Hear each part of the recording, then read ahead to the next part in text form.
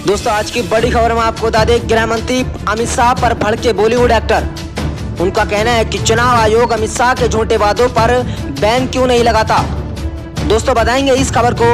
वहीं अगली बड़ी खबर में आपको बता दें, कोरोना वायरस के बढ़ते मामलों को देखकर अभी फिर से लॉकडाउन की ओर देश के ये शहर। इन शहरों में लगा लॉकडाउन के साथ नाइट कर्फ्यू भी। दोस्तों बताएंगे इस खबर को भी।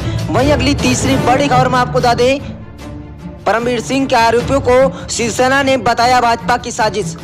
उनका कहना है कि बहुमत पर हावी हुए तो लगेगी आग। दोस्तों बताएंगे तीनों खबरों को एक एक कर विस्तार से। लेकिन आप गोदी मीडिया का विरोध करते हैं तो इस वीडियो को लाइक कर लीजिए, और आप हमारे चैनल पर नए हैं तो चैनल को सब्सक्राइब कर पास में लगे बेल आइकन को भी दबा लीजिए, जिससे जो खबर आपको गोदी मीडिया नहीं दिखाए वो आपको इस चैनल पर सबसे पहले देखने को मिली। दोस्तों आज की बड़ी खबर में आपको बता दें, गृह मंत्री अमित शाह पर भड़के बॉलीवुड एक्टर। उनका कहना है कि चुनाव आयोग अमित शाह के झूठे वादों पर बैन क्यों नहीं लगाता।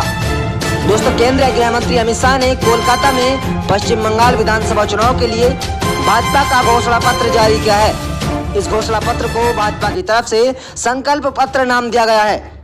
दोस्तों इसी बीच अमित शाह ने कहा है कि सरकार के आते ही CAA को लागू किया जाएगा, और इसी बीच उन्होंने ये भी वादा किया कि हर शरारती परिवार को 50,000 रुपये भी दिए जाएंगे। दोस्तों इसी को लेकर बॉलीवुड एक्टर KRK उर्फ कमाल आर खान ने इस पर चुटकी ली है, और उनका कहना है कि चुनाव आयोग अमित शाह के झूठे वादों पर बैन क्यों नहीं लगाता। भड़कते हुए एक्टर ने कहा है कि आज अमित शाह जी ने बंगाल में वादों का पिटारा खोल दिया, और पैसे तो ऐसे बांट रहे हैं जैसे कि टैक्स पेयर्स की मेहनत और इनकी खुद की मेहनत अमित शाह जी की निजी संपत्ति है। दोस्तों मेरी समझ में नहीं आता कि ऐसे झूठे वादों पर प्रतिबंध क्यों नहीं लगता। ये वही है ना जिन्होंने 15 लाख का जुमला बताया था। दोस्तों अमित शाह के इस बयान पर KRK इस पोस्ट पर लोगों ने भी ढेर सारे कमेंट करने शुरू कर दिए हैं। दोस्तों दूसरी बड़ी खबर में आपको बता दें, बढ़ते कोरोना वायरस को लेकर अभी फिर से लॉकडाउन की ओर ये देश है, और इन शहरों में लॉकडाउन का असर बढ़ता जा रहा है। दोस्तों इन शहरों में लगा लॉकडाउन के साथ नाइट कर्फ्यू भी। देश के 8 राज्यों में कोरोना वायरस के बढ़ते मामलों की वजह से देश में एक बार फिर से कोरोना का संकट मंडराने लगा है। देश में कोरोना के दैनिक मामलों में वृद्धि हो रही है। कोरोना के प्रसार पर रोक लगाने के लिए कोरोना से जुड़े प्रतिबंध को फिर से लगाया गया। देश के कुछ राज्यों में लॉकडाउन, नाइट कर्फ्यू और धारा 144 जैसे कदम उठाए गए हैं।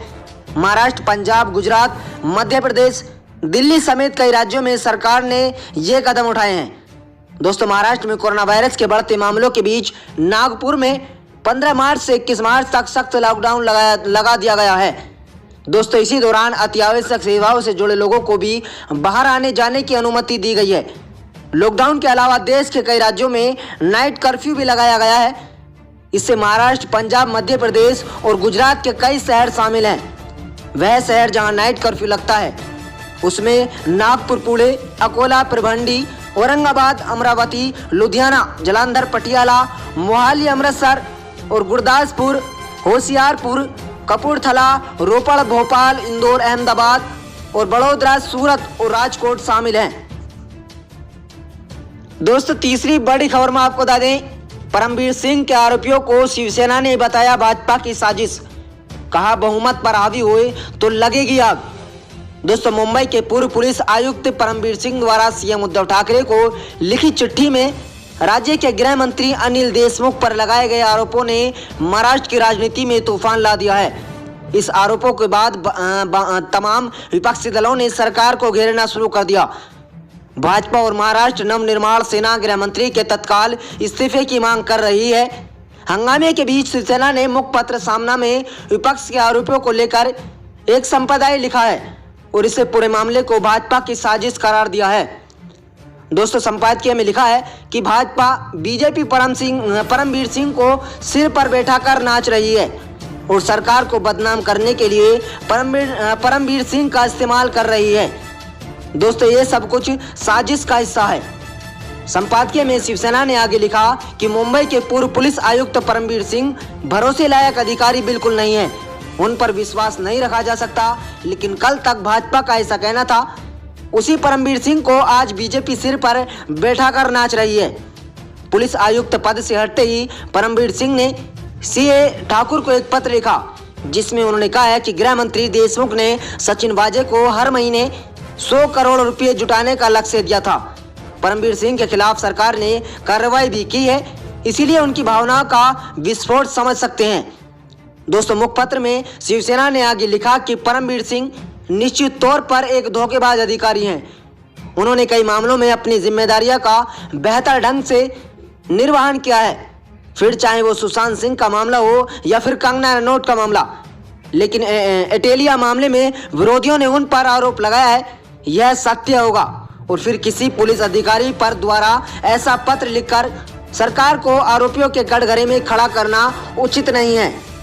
दोस्तों, परमवीर सिंह ने आरोपियों को लेकर शिवसेना ने लिखा है कि परमवीर सिंह ने लिखा है कि गृह मंत्री ने सचिन वाजे के हर महीने 100 करोड़ रुपए जुटाकर देने के लिए कहा था, लेकिन कोरोना की वजह से बीते 1.5 सालों से मुंबई ठाणे के पंप बार बंद हैं।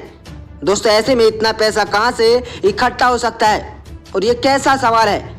शिवसेना ने संपादकीय में लिखा कि भाजपा परमवीर सिंह का इस्तेमाल कर सरकार को बदनाम कर रही है। इसके अलावा इसकी मंशा सरकार को मुश्किल में डालने की है। आगे शिवसेना ने कहा कि देवेंद्र फडणवीस दिल्ली जाकर मोदी शाह से मिलते हैं और उनके 2 दिन बाद परमवीर सिंह ऐसा पत्र लिख लेते हैं। उस पत्र के आधार पर विपक्ष ने जो हंगामा किया है, यह एक साजिश ही नजर आती है। शिवसेना ने आगे कहा कि केंद्र की सरकार इशारे पर राज्यपाल भी राजभवन में बैठकर शरारत क्यों कर रहे हैं। इसके अलावा केंद्र सरकार केंद्रीय जांच एजेंसियों का इस्तेमाल राज्य सरकार पर दबाव बनाने के लिए किया जा रहा है। दोस्तों, वहीं शिवसेना ने कहा कि महाविकास आघाड़ी के पास इस समय अच्छा खासा बहुमत है और अगर कोई बहुमत पर हावी होने की कोशिश करेगा तो आग लगेगी। यह चेतावनी नहीं है, यह सच्चाई है।